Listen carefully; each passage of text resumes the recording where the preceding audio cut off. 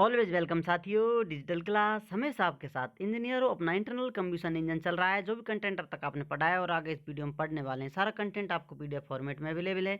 जिस तरह से मैकेनिकल इंजीनियरिंग जनरल नॉलेज की सीरीज कंप्लीट अवेलेबल है। इन नोट्सों का इस्तेमाल आप SSC, RRB, state, JEE, GATE, BTech, AMI के एग्जामिनेशन के लिए कर सकते हैं। इस वीडियो में हम जानने वाले हैं साथियों, ब्रेक पावर क्या होती है। इससे पहले हमने मीन इफेक्टिव प्रेशर देख लिया था, परफॉर्मेंस पैरामीटर्स हम पढ़ रहे हैं और हम आ गए हैं साथियों ब्रेक पावर पर। जैसा कि साथियों अभी तक हम स्टडी कर चुके हैं, ये पिस्टन सिलेंडर अरेंजमेंट है अपना। ये पिस्टन लगी हुई है, कनेक्टिंग रोड से क्रैंक शाफ्ट आएगी। क्रैंक शाफ्ट पर जो पावर क्रैंक शाफ्ट पर मिलती है, क्रैंक के थ्रू इस प्रकार से रोटेशन करते रहते हैं कनेक्टिंग रोड से। गजन पिन है, ये क्रैंक पिन लगी हुई होती है, क्रैंक घूमती है। जो पावर आपको मिलती है क्रैंक शाफ्ट पर, वो ब्रेक पावर कहलाती है। जो इसमें लॉसेज होते हैं, उन लॉसेज को आप छोड़कर जितनी पावर बचती है वो ब्रेक पावर कहलाती है। एक्चुअल पावर हमें यही मिलती है यहाँ पर आकर।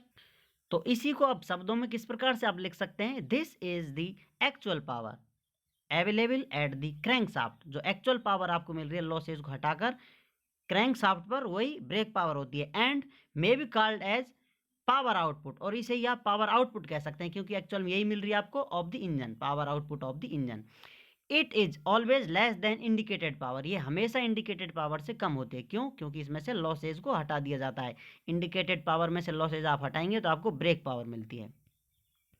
अब ब्रेक पावर को किस प्रकार से हम लिख सकते हैं, मान लेते हैं साथियों ये क्रैंक शाफ्ट है, ये क्रैंक लगा हुआ है, इस प्रकार से इसमें रोटेशन हो रहा है, ये कनेक्टिंग रोड के थ्रू कनेक्टेड है, ये पिस्टन से, ये सिलेंडर है। तो इस प्रकार से यदि इसमें रोटेशन चल रहा है, घुमाव चल रहा है, तो यदि इसमें टॉर्क आपको पता हो और एंगुलर वेलोसिटी ओमेगा आपको पता हो, तो ओमेगा क्या होता है साथियों, ये सब डिटेल में हम जान चुके हैं स्ट्रेंथ ऑफ मटेरियल में। बार बार आपने देखा होगा बहुत बार, ओमेगा किसके बराबर होता है, 2πn डिवाइड बाई 60 होता है। एन क्या होता है, रेवोल्यूशन पर मिनट होता है। इसको एंगुलर वेलोसिटी के नाम से जानते हैं। अब पावर क्या होती है साथियों, ये दोनों चीज दी हुई हो आपको, ओमेगा और टी, तो ओमेगा टी के बराबर एंगुलर वेलोसिटी मल्टीप्लाई टॉर्क, तो ये पावर बन जाता है। तो इस प्रकार हम ब्रेक पावर को लिख सकते हैं साथियों, ओमेगा टी।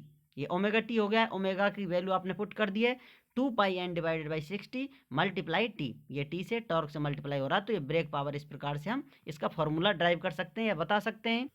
अब हमें पता चल गया ब्रेक पावर क्या होती है।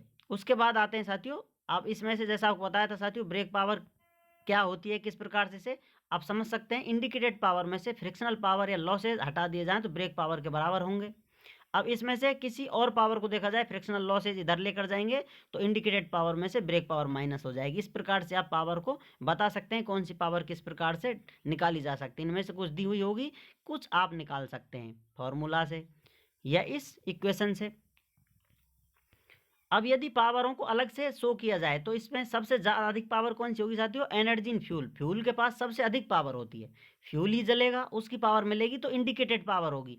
अब इसमें से ये टोटल पावर इतनी थी, अब इसमें से कुछ लॉस हो गया। लॉस कितना हो गया है, लगभग इतना लॉस हो गया है। लॉस कहाँ चला गया है, energy losses in exhaust, coolant and radiation. ये एग्जॉस्ट में कुछ हीट चली जाती है, कूलेंट ले जाता है, रेडिएशन हो जाता है, एनर्जी का लॉस हो गया है। तो टोटल कितनी पावर बचती है हमें, ये पावर बचती है, इंडिकेटेड पावर के बराबर होती है।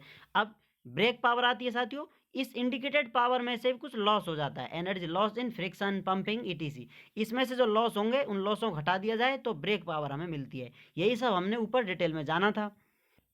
हाँ, तो होनहार देश के होनहार मेधावी इंजीनियर हो।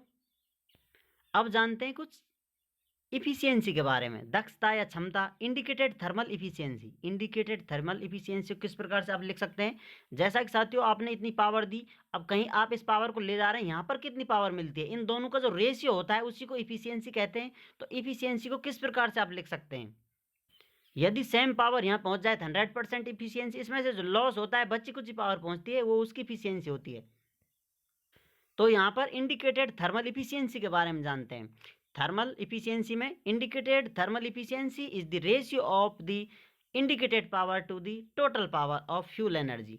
अब इसको आप लिख सकते हैं indicated thermal efficiency eta ITH is equal to indicated power divided by, ये साथियों टोटल पावर है। टोटल पावर को हम लिख सकते हैं mass flow rate of fuel की, और फ्यूल की कैलोरीफिक वैल्यू से आप मल्टीप्लाई कर देंगे इसको, इतनी टोटल पावर है, टोटल एनर्जी जनरेट होगी, और इतनी एनर्जी इंडिकेटेड पावर है, तो ये अब इफिशियंसी बन जाती है। तो हम इंडिकेटेड थर्मल इफिशियंसी का फॉर्मूला लिख सकते हैं नीटा ITH is equal to IP divided by M.F into C V calorific value होती है किसी फ्यूल की। इसके बाद नेक्स्ट स्लाइड में बची कुछ पावरों के बारे में, बची कुछ इफिशियंसियों के बारे में चर्चा करेंगे। उम्मीद करते हैं विद्वानों वीडियो में दी गई जानकारी आपको अच्छे से समझ में आई होगी। अभी भी आपका कोई कंफ्यूजन है तो आप हमसे कमेंट कर पूछ सकते हैं। साथियों, आप चाहें तो कॉन्टैक्ट कर सकते हैं। कॉन्टैक्ट लिंक आपको वीडियो डिस्क्रिप्शन में मिल जाएगा। वीडियो को अंत तक देखने के लिए, चैनल को सपोर्ट करने के लिए आपका दिल की गहराइयों से बहुत बहुत धन्यवाद। मिलते हैं नेक्स्ट वीडियो में। जय हिंद, वंदे मातरम।